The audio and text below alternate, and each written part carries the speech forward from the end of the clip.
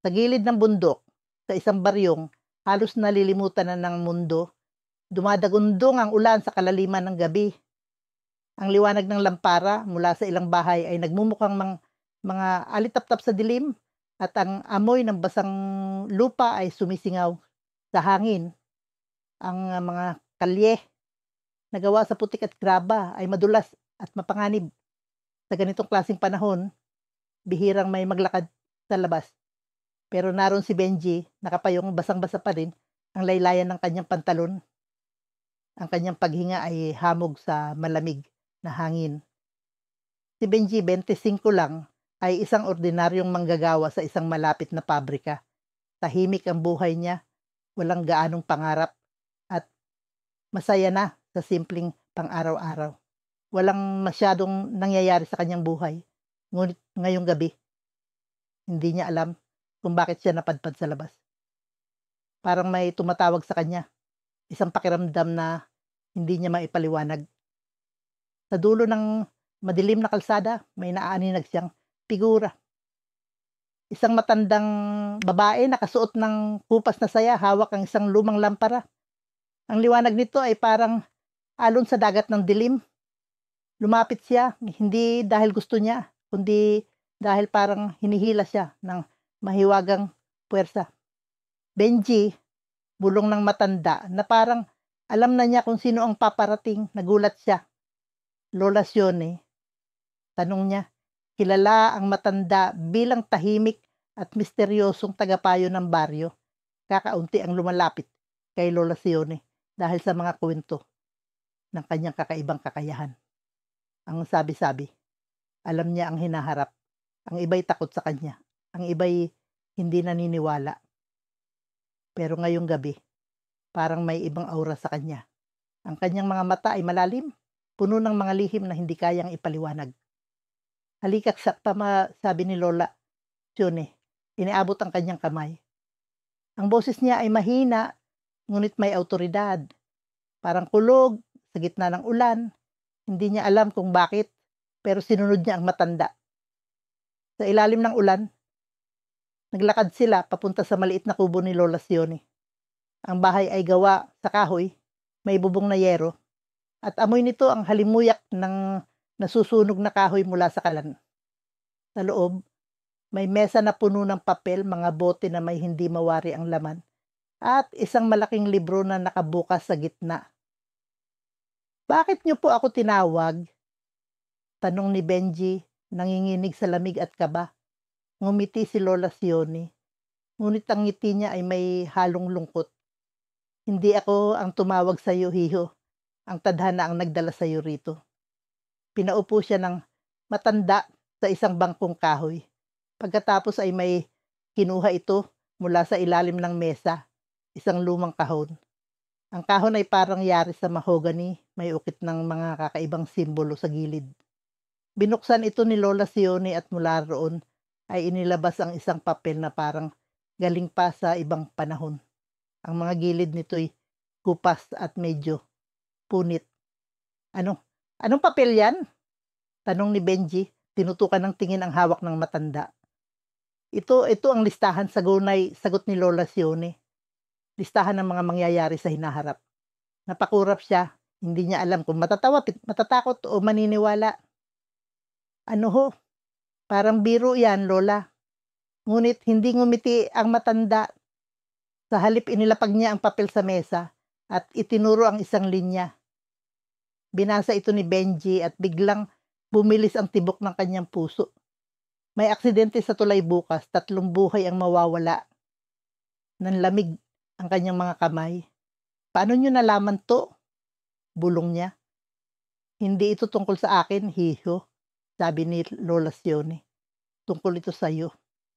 Lalong naguluhan si Benji. Sa akin, tumango ang matanda.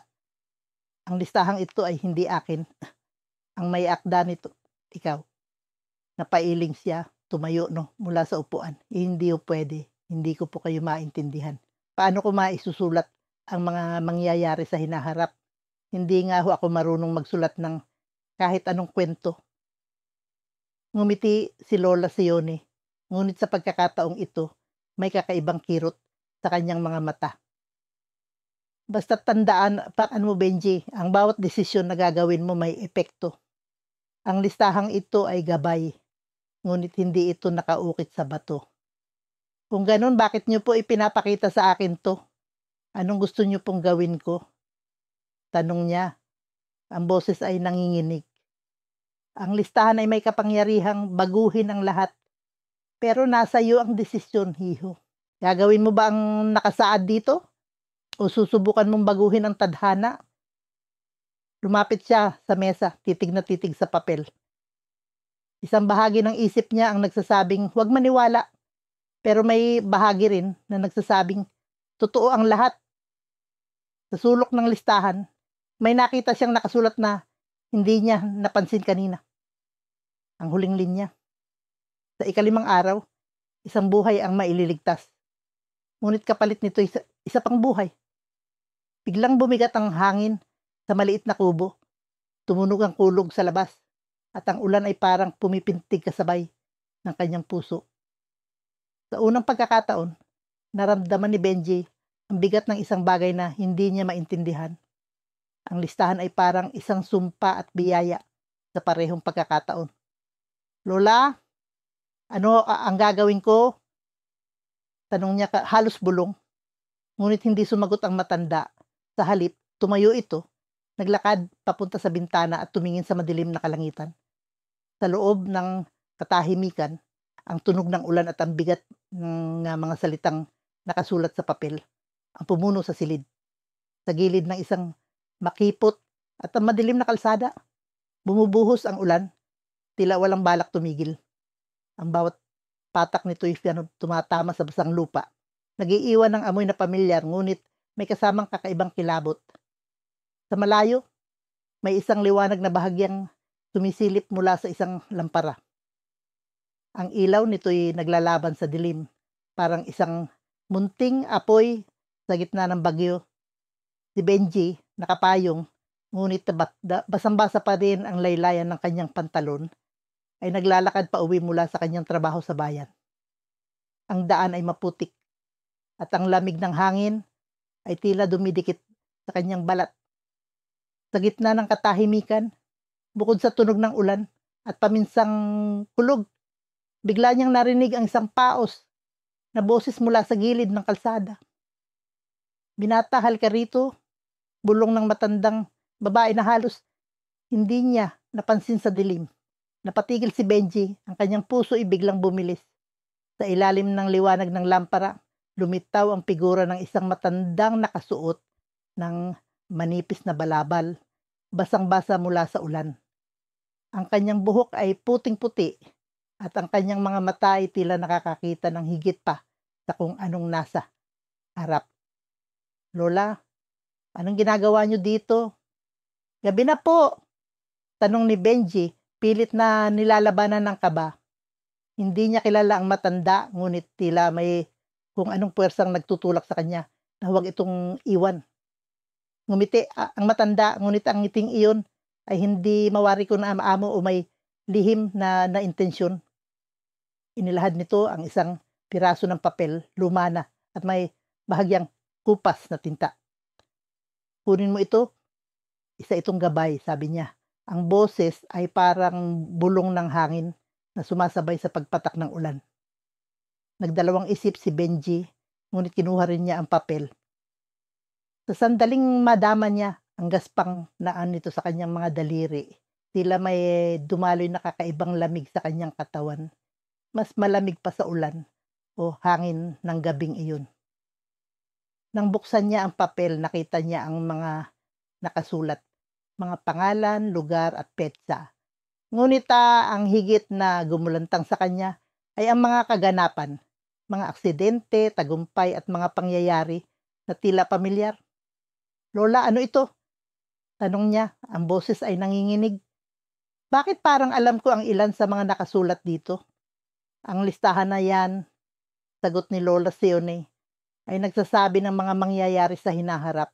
Ang ilan ay maganda, ang ilan ay mapait. Ngunit lahat ng ito'y may dahilan. Napatingin si Benji sa matanda. Paano niyo po ito nalaman? At bakit niyo ibinibigay sa akin? Hindi mahalaga kung paano. Ang mahalaga ikaw ang may hawak ngayon, sagot ni Lola Sione. Ang mga mata nito'y tila tumatago sa kaluluwa ni Benji. Ang bawat desisyon mo ay may epekto. Sundin mo ang listahan. At ang mga nakasulat ay magaganap. Subukan mong baguhin at ikaw ang magbabayad. Napatitig si Benji sa listahan. Sa dulo nito, may isang pamilyar na pangalan, ang kanya. At sa tabi nito, isang petsa na hindi kalayuan sa kasalukuyan. Ang kaganapan, isang aksidente, napalunok siya at ang kanyang isipan ay naglaro sa maraming posibilidad. Kung totoo ang listahan, paano niya ito gagamitin? Susundin ba niya ang mga nakasulat o susubukang baguhin ang tadhana? Ngunit bago pa siya makapagtanong muli, nawala si Lola Sione sa dilim. Ang liwanag ng lampara ay biglang namatay at ang paligid ay nabalot ng mas malalim na kadiliman. Naiwan si Benji nakatayong sa gitna ng ulan, ang listahan sa kanyang kamay na tila mas mabigat kaysa kaninuman. Sa kabila ng takot, may kung anong kumikislap sa kanyang isipan. Isang tanong na hindi niya kayang balewalain. Sino ba talaga ang may kontrol sa kanyang kapalaran? Sa isang madilim na kalsada sa gilid ng bundok, ang ulan ay bumubuhos ng walang tigil. Ang bawat patak ay may tunog na tila bumubulong ng lihim sa basang lupa. Si Benji, isang binatang manggagawa na pauwi mula sa pag-overtime sa planta, ay naglalakad ng mabigat ang hakbang. Ang kanyang jacket ay hindi sapat para sa lagin ang lamig ng hangin. Amoy niya ang basang kahoy mula sa mga bahay, sa baryo, at ang bawat tunog ng kulog ay nagpapabilis ng tibok ng kanyang puso. Sa kalagitnaan ng kanyang paglalakad, napansin niyang may liwanag na nagmumula sa di kalayuan. Isang lamparam ang kumikislap sa ilalim ng isang malaking punong kahoy. Doon ay may nakaupo, isang matandang babae na balot sa makapal na shawl. Hawak ang isang lumang aklat na tila binabasa kahit halos wala nang makita sa dilim. Ang kanyang presensya ay tila hindi normal. May kung anong kakaibang lamig na bumalot sa paligid. Benji, wika ng matanda bago pa siya makalapit ng husto, napatigil siya. Paano nalaman ng matanda ang pangalan niya? Wala siyang maalalang nakilala niyang ganito sa kanilang baryo. Sino ho kayo? Tanong niya din. Nanginginig ang boses, hindi dahil sa lamig, kundi sa kaba. Lapit ka. Sagot ng matanda. Ang kanyang boses ay parang alon sa hangin. May kakaibang bigat at misteryo. Nag-aalinlangan man lumapit si Benji, ang paa niya'y tila may sariling isip. Ano hong ginagawa ninyo rito? Gabi na, delikado. Tanong niya ulit, pilit na iniwawaksi ang kaba. Ngumiti ang matanda, ngunit hindi ito ang ngiti ng isang karaniwang tao. May malalim na kahulugan iyon. Parang alam niya ang mga bagay na hindi dapat na nalalaman. Ako si Sione, wika niya, at naghihintay ako sa iyo. Sa akin, napakunot ang noo ni Benji. Hindi ko ho kayo kilala. Ngunit bago pa siya makapagtanong muli, iniabot ng matanda ang isang piraso ng papel. Ang gilid nito'y gasgas at luma, ngunit malinaw ang mga nakasulat sa loob. Binasa niya ito at agad na nananlamig ang kanyang katawan. Ang nakalista ay mga pangyayari, mga trahedya at tagumpay. Ang una sa listahan ay nangyari na. Baha sa baryo, 3 bahay ang masasira. Natupad iyon noong 1 linggo. Ang sunod ay nakatakda para bukas. Ang batang si Nardo ay mahuhulog sa balon. Huwag mong hayaang mangyari ang susunod. Bulong ni Lola Sione. Ang mga matay tila tumatago sa kanyang kaluluwa. Ang listahan ay hindi lamang babala, Benji. Ito ay tadhana. Paano niyo nalaman ang mga ito? Tanong niya, nanginginig ang kamay habang hawak ang papel. Hindi mahalaga kung paano. Sagot ng matanda. Ang mahalaga ay kung ano ang gagawin mo. Napalunok si Benji. May mga salitang yun ay bumigat sa kanyang isipan. Kung totoo ang nakasulat, may kapangyarihan siyang baguhin ang hinaharap. Ngunit paano kung mas malala ang idudulot ng pagbabago? At bakit siya, isang ordinaryong manggagawa, ang napili para dito? Habang iniisip niya ang lahat ng ito, biglang humangin ng malakas. Ang lampara ni Lola Sione ay nagningas ng maliwanag bago tuluyang namatay. Nang bumalik ang kanyang paningin mula sa kadiliman, wala na ang matanda. Ang papel na iniabot nito lamang ang naiwan sa kanyang kamay. Basa, ngunit malinaw pa rin ang mga nakasulat. Nilingon niya ang buong paligid. Tahimik. Tanging ang tunog ng ulan ang naririnig niya. Ngunit sa kanyang puso may bumubulong na tanong na hindi matakasan. Ano ang gagawin niya ngayon sa gilid ng bundok na nilulukob ng hamog at ulan? Naroon ang isang maliit na baryo na tila nakakulong sa sariling mundo. Sa hating gabi, tanging ang tunog ng ulan at paminsang kulog ang bumabasag sa katahimikan. Ang daan maputik at madulas ay nilalakaran ni Benji, isang 25 anyos, na manggagawa na pauwi mula sa isang mahabang araw ng trabaho. Ang kanyang manipis na jacket ay hindi sapat upang labanan ang lamig ng hangin at ang bigat ng kanyang basang sapatos ay parang mas nagpapabagal sa kanya. Habang naglalakad, napansin niya ang isang matandang babae na nakaupo sa ilalim ng isang lumang lampara sa gilid ng kalsada. Ang liwanag ng lampara ay bahagyang naglalaro sa mga kulubot ng kanyang mukha at ang kanyang mga mata ay tila may kakaibang ningning sa kabilaan ng dilim. Nakasandal siya sa isang baston at sa kanyang kandungan ay isang makapal na kuwaderno na nakatali ng manipis na lubid. Gabi na, Lola, bati ni Benji, bahagyang naiilang, ngunit magalang.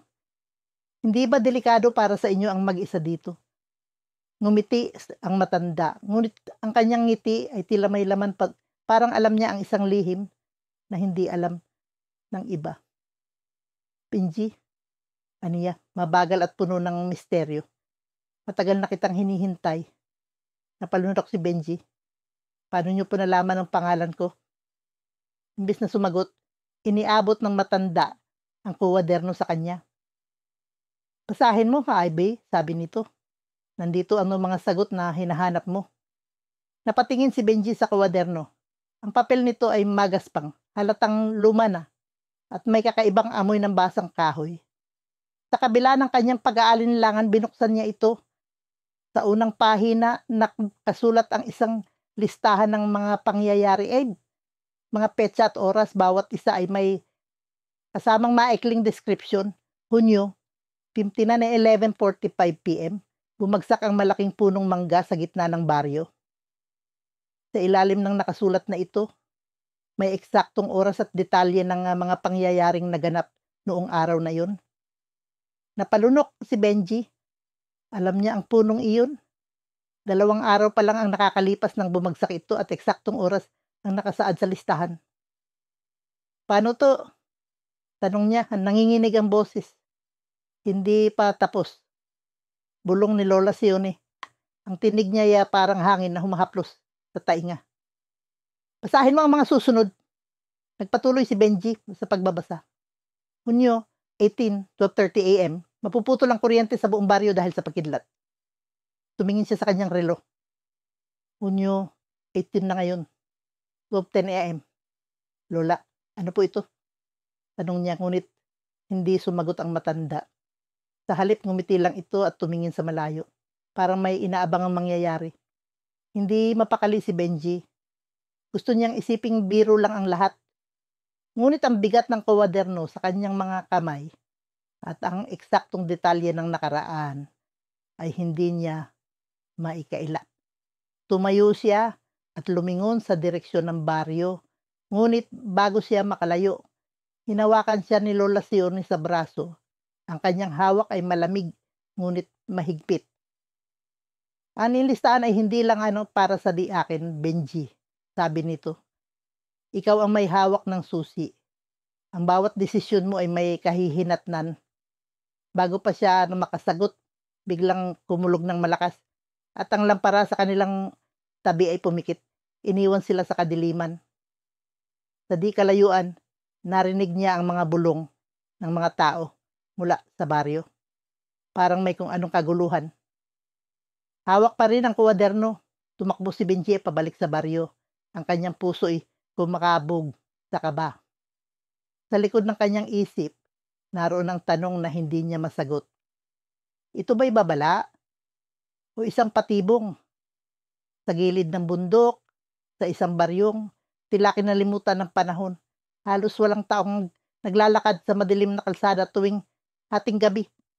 Ang ulan ay tila musika ng kalungkutan, bumubuhos mula sa langit na parang may gustong ibulong. Sa ilalim ng liwanag ng isang lamparang kumikislap, doon unang nakita ni Benji si Lola Sione. Nakatayo ang matanda sa gitna ng kalsada. May hawak na maliit na payong na hindi sapat para protektahan siya sa ulan. Ang kanyang balikat ay bahagyang yumuko, pero ang kanyang mga matang tila nakakakita ng higit pa sa karaniwang tao. Ay nakatuon kay Benji. Hindi niya alam kung bakit, pero may kung anong bigat ang tila humila sa kanya papalapit. Binata ang bulong ni Lola Sione. Ang boses niya ay parang tunog ng hangin na sumisilip sa siwang ng bintana. Halika, may kailangan kang makita. Hindi makapagsalita si Benji. Ang kanyang mga paa ay tila may sariling isip. Lumapit sa matanda kahit ramdam niya ang malamig na hangin na dumadampi sa kanyang basang katawan. Nang abutin siya ng matanda, inilabas nito ang isang makapal na papel mula sa loob ng kanyang lumang balabal. Basa ang gilid ng papel pero malinaw pa rin ang mga nakasulat dito. Mga pangalan, mga petsa at mga pangyayari. Anong ibig sabihin nito? Tanong ni Benji. Ang boses niya ay nanginginig. Hindi dahil sa lamig kundi dahil sa kakaibang takot na gumapang sa kanyang dibdib. Listahan ng hinaharap, sagot ni Lola Sione. Simple, ngunit puno ng misteryo. Mga bagay na mangyayari. Mga bagay na hindi mo maiiwasan. Napatingin si Benji sa listahan. Ang unang linya ay tumugma sa narinig niya kanina lamang mula sa radyo sa tindahan. Isang aksidente sa kalsada sa kabilang baryo at ang pangalan ng biktima ay naroon. Hindi maaaring totoo ito, aniya. Pero habang binabasa niya ang mga sumusunod na linya, naramdaman niya ang kakaibang kilabot. May mga pangyayaring maliliit. Isang sunog sa bahay ni Mang Cardo, ang pagkabali ng binti ng batang si Tonton. Pero may isang linya na halos hindi niya mabasa dahil sa panginginig ng kanyang mga kamay. Ang pangalan niya mismo ang nandoon. Benji, Oktubre 15. Sa ilalim ng tulay, isang desisyon na magbabago ng lahat. Hindi niya alam kung bakit, pero biglang nagbago ang timpla ng ulan. Ang bawat patak ay tila mas mabigat. Ang bawat tunog ng kulog ay mas malakas. Binitiwan niya ang listahan pero bago ito bumagsak sa lupa, sinalo ito ni Lola Sione na parang alam niyang mangyayari iyon. Anong ibig sabihin nito? Sigaw ni Benji. Ang kaba sa kanyang dibdib ay parang tambol na hindi tumitigil. Ikaw lamang ang makakaalam, Benji, sagot ni Lola Sione habang dahan-dahang lumalakad palayo. Ang kanyang payong ay sumasayaw sa hangin. Pero tandaan mo, hindi lahat ng nakasulat ay kailangang mangyari. May kapangyarihan ka pero kailangan mong tuklasin ito. Naiwan si Benji sa gitna ng kalsada. Ang ulan ay bumabagsak sa kanyang mukha.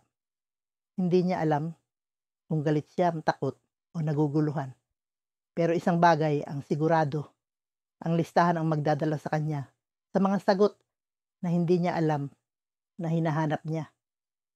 Sa di kalayuan, naramdaman niya ang isang kakaibang init sa kanyang bulsa. Nang kapain niya ito, may naramdaman siyang isang bagay. Isang lumang susi na hindi niya maalala kung paano napunta sa kanya. Sa isang madilim na kalsada sa gilid ng bundok, bumubuhos ang ulan na waring ayaw huminto. Ang liwanag ng iilang lampara sa mga poste ay nagiging hugis multo sa makapal na ulap ng ulan. Ang bawat hakbang ni Benji ay tila may bigat, hindi lamang dahil sa basang lupa na sumisipsip sa kanyang tsinelas, kundi dahil sa bigat ng araw na yon sa pabrika. Ang tunog ng ulan at ang malamig na hangin ay tila sumasabay sa kanyang buntong hininga. Napahinto siya sa gitna ng daan nang may marinig siyang tunog ng kahoy na tila may pumutok. Akala niya ay kidlat yun, ngunit nang lumingon siya, nakita niya ang isang matandang babae sa lilim ng isang puno. May hawak na lampara. Ang liwanag nito'y bahagyang sumilip sa kanyang kulubot na mukha at mga matang tila tumatago sa kaluluwa. Gabing-gabi na hidyo, ani ng matanda na may bahagyang ngiti sa labi. Hindi ba't delikado ang maglakad ng mag-isa sa ganitong panahon? Napamaang si Benji. Hindi niya maalala kung kailan niya huling nakita ang matanda sa baryo. Ang mga kwento tungkol kay Lola Sione ay tilang palaging may halong takot at paggalang. Sabi-sabi ng mga tao, may alam siyang mga bagay na hindi dapat nalalaman ng karaniwang tao. Malapit na po ako sa bahay, sagot niya, pilit na ngumiti. Ngunit hindi siya gumalaw. May kung anong bagay sa presensya ni Lola Sione na tila humihigop sa kanya. Halika muna hiyo! Wika ng matanda at tinuro ang maliit na kubo sa gilid ng kalsada. Mukhang basang-basa ka na. Magpainit ka muna. Sa kabila ng kanyang pag-aalinlangan, sinunod niya ang matanda. Sa loob ng kubo, naamoy niya ang halimuyak ng kahoy na nasusunog sa pugon. Ang init nito'y agad na nagbigay ng kaunting ginhawa sa kanyang nanginginig na katawan. Umupo siya sa isang lumang bangko habang si Lola Sione ay naghanap ng tuwalya. Habang abala ang matanda, napansin ni Benji ang isang lamesa sa tabi. Sa ibabaw nito'y may nakalagay na papel na parang luma na, ngunit maayos na nakatupi. Sa tabi nito may pluma na at tila hindi pa ginagamit. Ang kanyang kamay ay parang may sariling pag-iisip, dahan-dahang inabot ang papel. Wag mong buksan kung hindi ka handa, biglang sabi ni Lola Sione mula sa likuran.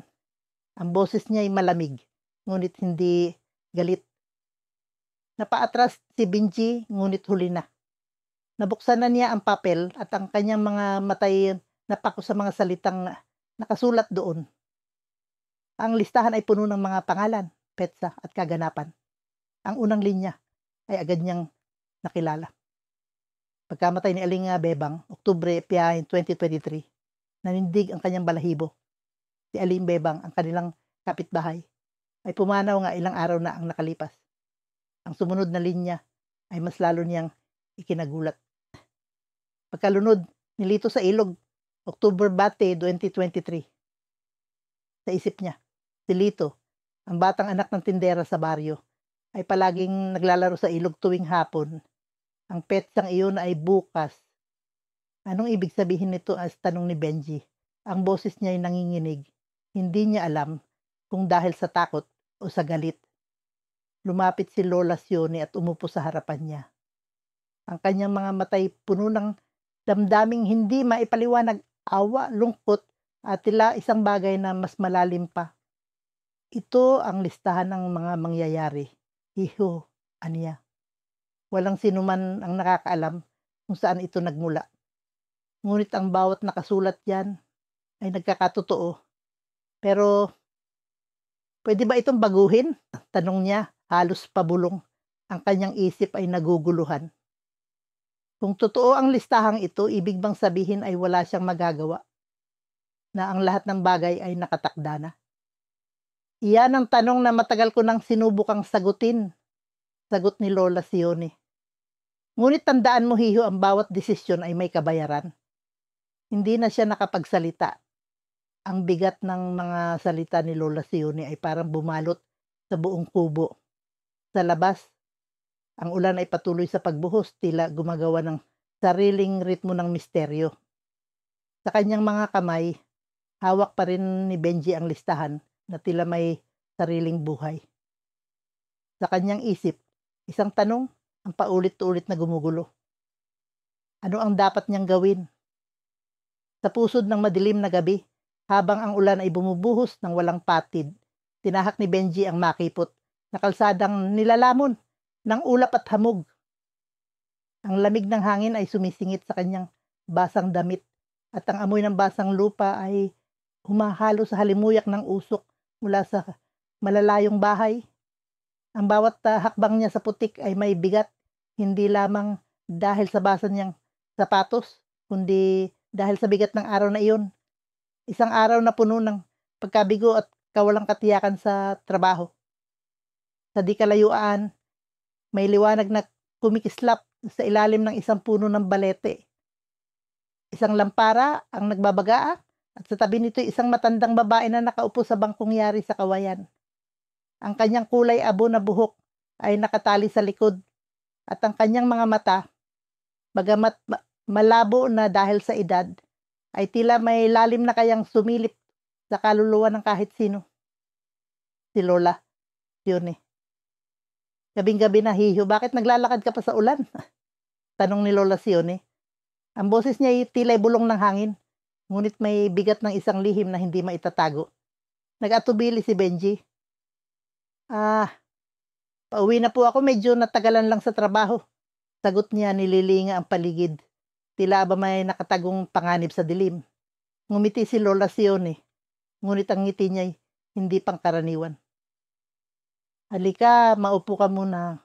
Basta ka na at lamig na lamig. May mainit akong tsaa sa aking kubo. Sa hindi maipaliwanag na dahilan, sumunod si Benji. Ang kubo ni Lola Sione ay maliit, ngunit puno ng kakaibang bagay. Mga antigong libro, bote ng makukulay na likido, at isang mesa na puno ng papel na ang tila ginuguhitan ng kung sino. Sa gitna ng mesa ay isang listahan. Ang mga salita sa papel ay tila ang sumisigaw sa kanya, kahit hindi niya pa ito nababasa. Anong listahan po yan? Tanong niya habang ang mga mata niya ay hindi maalis sa papel. Ito ba?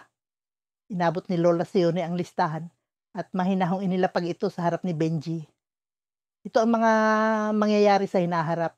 Isinulat ito para sa akin, ngunit hindi ko alam kung kanino ito nagmula. Kinuha ni Benji ang papel. Ang gaspang nito'y ramdam sa kanyang nanginginig na mga daliri. Binasa niya ang ilan sa mga nakasulat. Isang bata ang maliligtas mula sa baha sa susunod na araw. Ang bahay ni Mang Cardo ay masusunog. May isang lalaki sa baryong ito ang magsisimula ng pagbabago. Kinilabutan siya. Ang mga detalye ay sobrang tiyak. Paano niyo po nasasabing totoo to? Ngumiti si Lola Sione, ngunit ang ngiti niya ngayon ay may halong lungkot.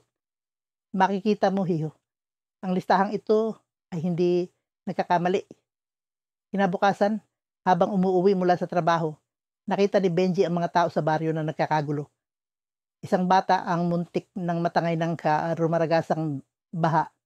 Ngunit may isang mga ngalakal ang nagligtas dito sa huling segundo. Napalunok si Benji. Ang eksenang ito ay eksaktong tulad ng nasa listahan. Habang naglalakad pa uwi, hindi niya mapigilang balikan ang gabing iyon. Ang listahan ay totoo. Ngunit bakit naroon ito sa kubo ni Lola Sione? At bakit siya tila naaakit dito? Parang may bahagi ng sarili niya na konektado rito. Nang muli niyang bisitahin si Lola Sione sa sumunod na gabi, nakita niyang tahimik itong nakaupo sa tabi ng mesa. Hindi na niya napigilan ng sarili. Lola, sino po ba ang nagsulat ng listahan na ito? Tumitig si Lola Sione sa kanya. Ang mga matay tila may binubuksang sikreto. Hiho, sabi nito. Minsan ang tadhana ay hindi lamang hinuhulaan. Minsan, ito'y ginagabayan. At minsan, ikaw mismo ang gumagawa nito. Yung mga salitang iyon ay tumimo sa kanyang isipan, ngunit bago pa siya makapagtanong, isang malakas na kulog ang pumunit sa katahimikan. at ang lampara sa mesa ay biglang namatay. Sa dilim, naramdaman niya ang malamig na hangin na tila may dalang mas malalim pang misteryo. Sa isang madilim na kalsada sa gilid ng bundok, ang ulan ay walang tigil na bumubuhos. Ang mga patak nito'y tila maliliit na daliri na kumakatok sa bawat dahon, sa bawat bubong, sa bawat basang lupa. Binabalot ng hamog ang paligid at ang lamig ng hangin ay tumatagos sa balat. Sinasakmal nito ang anuman o sinuman na nasa daan. Ang ilaw ng lampara mula sa isang bahay sa di kalayuan ang tanging liwanag sa madilim na lansangan. Si Benji, isang simpleng manggagawa na kararating lang mula sa trabaho, ay naglalakad pauwi. Basang-basa na ang kanyang damit at ang kanyang sapatos ay lumulubog sa putik sa bawat hakbang. Hindi niya alintana ang lamig. Masyado siyang pagod para magreklamo. Ngunit ang hindi niya maalis sa isipan ay ang kakaibang pakiramdam na tila may sumusunod sa kanya. Lingon siya ng lingon, pero wala siyang makita kundi ang anino ng mga puno na sumasayaw sa liwanag ng kidlat. Bigla, isang matandang babae ang lumitaw mula sa dilim, nakatayo sa gilid ng kalsada. Ang kanyang suot na lumang barot saya ay basang-basa rin, ngunit parang hindi siya giniginaw. Ang kanyang mukha ay puno ng kunot, ngunit ang kanyang mga mata ay tila may ningningaw na hindi maipaliwanag. May hawak siyang isang maliit na lamparan na kumikislap sa ulan. Benji, tawag niya. Ang boses ay tila isang bulong na sinasabay ng hangin. Napahinto si Benji, nagtaka kung paano siya nakilala ng matanda. "Sino ho kayo?" tanong niya, bahagyang umatras. "Lola Sione ang tawag nila sa akin," sagot ng matanda, nakangiti ng bahagya. "May dala akong bagay na para sa'yo." "Para sa akin?" muling tanong ni Benji, naguguluhan. "Hindi kita kilala." Ngunit hindi siya pinansin ni Lola Sione. Sa halip, iniabot niya ang isang maliit na piraso ng papel, tila isang lumang listahan. Ang papel ay magaspang at amoy amag. Ngunit may malinaw na nakasulat dito, kahit na ang tinta ay medyo kumalat na dahil sa ulan. Binasa ito ni Benji at ang kanyang mga mata ay lumaki sa gulat. Ang nakalista ay tila mga prediksyon, mga pangyayaring hindi pa nagaganap. Sa itaas nakasulat ay ang ilang simpleng bagay: baha sa ilog sa susunod na linggo, pagkawala ng kalabaw ni Mang Kiko. Ngunit sa ibaba ng listahan, ang mga prediksyon ay naging mas seryoso. Pagkasunog ng bahay ni Aling Rosa, pagkamatay ng isang binata sa baryo. "Anong ibig sabihin nito?" tanong ni Benji, nanginginig ang boses. "Paano mo nalaman ang mga ito?" "Ang listahan ay hindi akin," sagot ni Lola Sione, tumingala sa kanya. "Pero alam kong totoo ang bawat nakasulat diyan. Kung totoo ito, bakit mo ibinibigay sa akin?" tanong ni Benji. Ang kaba ay tumataas sa kanyang dibdib. "Anong magagawa ko? Dahil ikaw ang may kakayahang magdesisyon," sagot ni Lola Sione. Ang kanyang tinig ay biglang naging seryoso. "Ang tadhana ay hindi laging nakaukit sa bato, apo. Pero ang bawat aksyon mo ay may kaakibat na resulta." Napatitig si Benji sa listahan. Sa kanyang isipan, naglaro ang mga eksena ng mga trahedyang nakasulat doon, na parang mga anino sa dilim. Ang bagyong paparating, ang sunog, ang pagkamatay. Ngunit paano? Paano niya maiiwasan ang mga ito? At higit sa lahat, bakit siya? Isa lamang siyang ordinaryong tao, walang espesyal na kakayahan, walang impluwensya. "Hindi ko alam kung anong gagawin ko," bulong niya, halos hindi marinig tong sa tunog ng ulan. "Ang hindi mo alam ay nasa iyo na," ang sagot ng matanda. Ang kanyang mga mata ay parang tumatago sa kaluluwa ni Benji. "Basahin mo muli at unawain kung sino ka." At sa isang iglap, nawala si Lola Sione kasama ang kanyang lampara. Naiwan si Benji sa gitna ng ulan. Hawak ang listahan at ang kanyang isipan ay puno ng tanong. Sa malayo, ang tunog ng kulog ay tila nagpapahiwatig ng mas malalalim na misteryo na naghihintay. Ating gabi na. At ang maliit na baryong nasa gilid ng bundok ay tila isang tahimik na larawan ng dilim at ulan. Ang patak ng ulan ay bumabagsak sa mga bubong ng yero, nag-iiwan ng ritmo ng malamig na kalungkutan. Sa kalsadang makipot at binabaha ng tubig, naglalakad si Benji, bitbit ang isang lumang payong na halos hindi na kayang salagin ng ulan. Ang basang hangin ay dumadampi sa kanyang muka habang ang kanyang mga paa ay dumadausdos sa putik. Kaunti na lang bulong niya sa sarili habang papunta sa bahay ni Aling Cora, ang kanyang kapitbahay na may sakit. May dala siyang gamot at kaunting pagkain. Isa siyang simpleng manggagawa sa bayan, walang espesyal na bagay sa kanyang buhay. Ngunit ang pagtulong sa iba ay tila nagbibigay liwanag sa kanyang araw. Ngunit tanay sa kanyang paglalakad, napansin niya nga may isang anino sa dulo ng kalsada, sa ilalim ng ilaw ng isang lumang poste. Isang matandang babae nakasuot ng lumang saya ang nakatayo roon. Ang kanyang balikat ay natatakpan ng isang makapal na alampay at hawak niya ang isang lampara na umiindayog sa hangin. Benji, tawag nito. Ang boses ay tila bulong ng hangin, ngunit may bigat na hindi niya maipaliwanag. Napahinto siya. Kilala niya ang matandang ito, si Lola Sione, ang mahiwagang matanda na madalas na pinag-uusapan ng mga taga-baryo. Sinasabi ng ilan na may kakayahan siyang makita ang hinaharap. Ang iba naman ay tinatawag siyang isang baliw. Ngunit sa pagkakataong ito may kakaibang kinang sa mga mata ni Lola Sione na nagpatigil kay Benji sa kanyang mga yapak. Lola, anong ginagawa ninyo rito sa ulan? Tanong niya, lumapit ng kaunti ngunit may pag-aalinlangan. Naghihintay sagot nito. Ang kanyang tinig ay malamig ngunit malinaw. Para sa'yo. Napakunot ang noo ni Benji.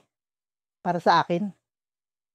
Niabot ni Lola Sione ang isang lumang papel, kulubot at tila lumana sa panahon. Basahin mo ito, utos niya. At alamin mo kung kaya mong harapin ang nakatadhana. Sa kabila ng pag-aalinlangan, kinuha ni Benji ang papel. Ang gaspang nito ay ramdam kahit sa malamig niyang mga kamay. Binuksan niya ito at sa ilalim ng liwanag ng lampara ni Lola Sione, nakita niya ang mga salitang nakasulat doon. Isa itong listahan ng mga pangyayari. Anong ibig sabihin nito? Tanong niya habang binabasa ang ilan sa mga nakasulat. May mga petsa, oras at mga detalye ng mga mangyayari sa hinaharap. May mga trahedya, isang aksidente sa baryo, isang sunog sa palengke, at ang pagkamatay ng isang kakilala. Ngunit may mga magagandang bagay rin. Isang bagong paaralan ang itatayo at may isang tao sa baryo na mananalo sa loto. Lahat ng yan ay mangyayari, ani Lola Sione. At nasa sayo kung paano mo ito haharapin. Paano nyo nalaman ang mga ito? Tanong ni Benji. Ang kanyang boses ay nanginginig. At bakit ninyo ito ibinibigay sa akin? Tumitig si Lola Sione sa kanya. Ang mga mata nito ay tila bumabasa sa kanyang kaluluwa. Hindi ko ito isinulat, sagot niya. Ngunit ikaw ang dahilan kung bakit ito narito. Napalunok si Benji. Ako, anong ibig niyong sabihin? Ngumiti si Lola Sione. Ngunit ang ngiting iyon ay may halong misteryo. Ang tadhana ay hindi palaging tulad ng iniisip mo. Ang listahan ay isang gabay. Ngunit hindi ito ang katotohanan. Nasa sayo kung susundin mo ito o babaguhin. Sa puntong iyon, isang malakas na kulog ang gumulantang sa kanila. At ang liwanag ng lampara ni Lola Sione ay kumurap-kurap. Tumindig ang balahibo ni Benji habang ang mga salita ni Lola Sione ay umaling aawngaw sa kanyang isipan. Hawak pa rin niya ang listahan ngunit ang mga salitang naroon ay tila umaapoy sa kanyang isip. Pag-ingat Benji, bulong ng matanda. Dahil minsan ang kaalaman sa hinaharap ay mas mabigat kaysa sa hindi pag-alam. At bago pa siya makapagtanong muli, lumakad si Lola Sione papunta sa dilim. Iniwan siyang nakatayo sa ulan, hawak ang listahan at puno ng tanong ang isipan. Sa gilid ng bundok, sa isang maliit na baryo na dinadalaw ng malalakas na ulan, naglalakad si Benji pauwi mula sa kanyang trabaho sa talyer. Hating gabi na at ang madilim na kalsada ay tanging ang liwanag ng kanyang mumunting flashlight ang nagbibigay ng daan. Ang ulan ay bumabagsak ng walang humpay. Ang tunog nito ay parang mga maliliit na tambol na pumupukaw sa katahimikan ng gabi.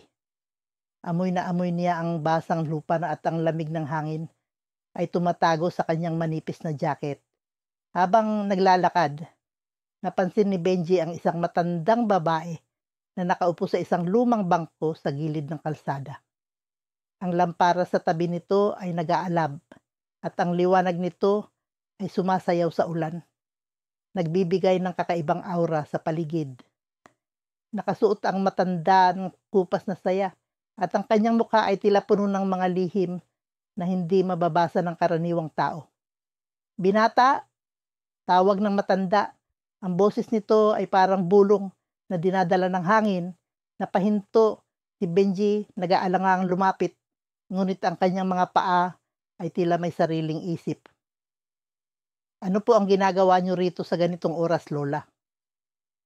Tanong niya. Pilit na nagpapakita ng galang.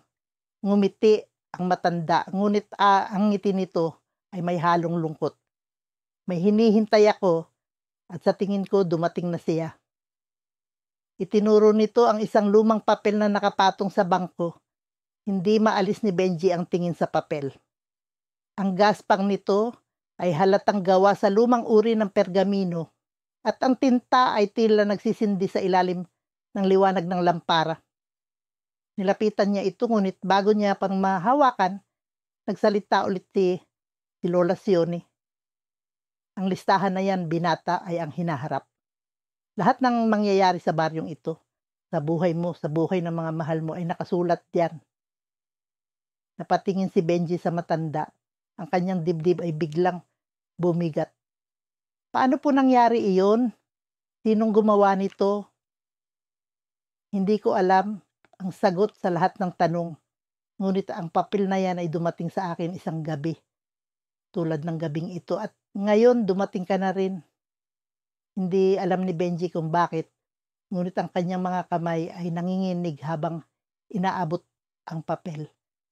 Nang mabasa niya ang unang linya, parang tumigil ang mundo. Nakalista doon ang isang trahedya, ang pagguho ng lupa sa baryo sa susunod na araw na magdudulot ng maraming buhay na mawawala. Kasunod nito ay mga magagandang pangyayari. Ang pag-usbong ng masaganang ani. Ang pagdating ng mga bagong oportunidad para sa mga taga-baryo. Ngunit hindi maalis sa kanyang isipan ang trahedya na nakasulat sa simula. "Kung alam niyo po ito, bakit hindi niyo binabalaan ang mga tao?" tanong ni Benji. Ang boses niya ay puno ng galit at takot. "Ang hinaharap ay hindi basta-basta binabago, binata. Ang bawat pangyayari sa listahan ay may dahilan. Kung babaguhin mo ang isa, maaaring mas malala ang kapalit nito." Hindi ito matanggap ni Benji. Paano niya hahayaang mangyari ang trahedya kung kaya niyang kumilos? Ngunit paano kung tama si Lola Sione na ang bawat aksyon ay may hindi inaasahang balik? Sa kanyang pag-iisip, biglang umalingaw-ngaw ang tunog ng kulog at ang ulan ay lalong bumagsak ng mas malakas. Ang matanda ay tumayo.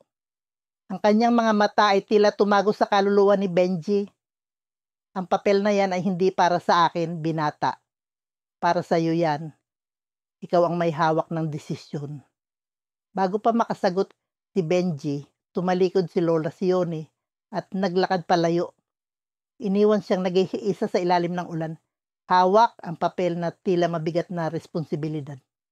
Ang kanyang dibdib ay puno ng kaba. Ang kanyang isip ay gulong-gulo. Sa bawat patak ng ulan, nararamdaman niya ang bigat ng kapalarang nakaatang sa kanya.